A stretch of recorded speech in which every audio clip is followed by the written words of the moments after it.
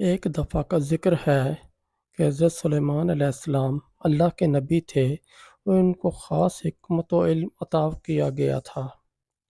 ان کے پاس جنات اور پرندے بھی تابع تھے اور وہ جانوروں کی زبان بھی سمجھتے تھے۔ ان کی سلطنت میں ایک بڑا معجزہ یہ تھا کہ زمین و آسمان کی ہر چیز ان کے حکم کی پابند تھی۔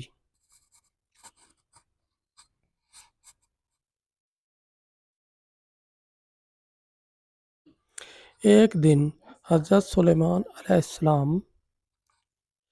نے اللہ سے دعا کی کہ انہیں کوئی نایاب اور قیمتی چیز عطا کی جائے۔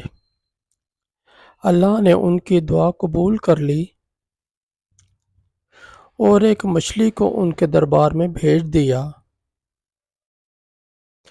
یہ مچھلی بہت بڑی تھی اور اس کے اندر انمول خزانہ چھپا ہوا تھا۔ حضرت سلیمان علیہ السلام نے اپنے وزیروں اور درباریوں سے کہا کہ وہ اس مچھلی کو پکڑنے کا انتظام کریں۔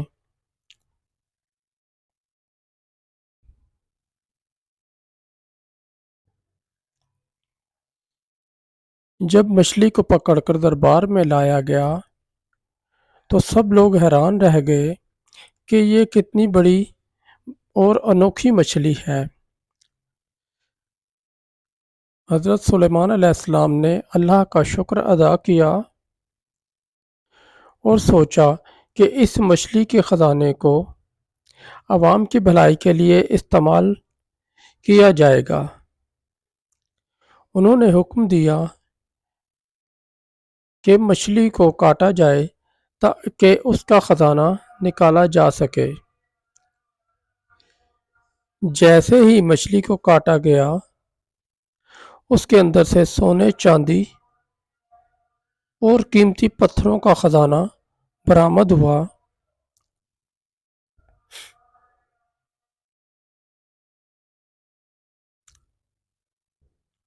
حضرت سلیمان علیہ السلام نے یہ خزانہ اپنے ملک کی ترقی اور لوگوں کی خوشحالی کے لیے استعمال کیا۔ اس خزانے سے انہوں نے سڑکیں، پل اور دیگر عوامی فلاح کے کام کروائے۔ لوگ ان کے انصاف اور حکمت کی وجہ سے ان سے بے حد محبت کرتے تھے۔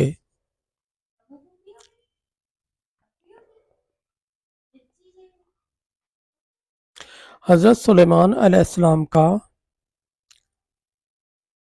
یہ واقعہ ہمیں بتاتا ہے کہ اللہ کی راہ میں کی گئی نیت اور دعا کبھی ضائع نہیں ہوتی، اور جو لوگ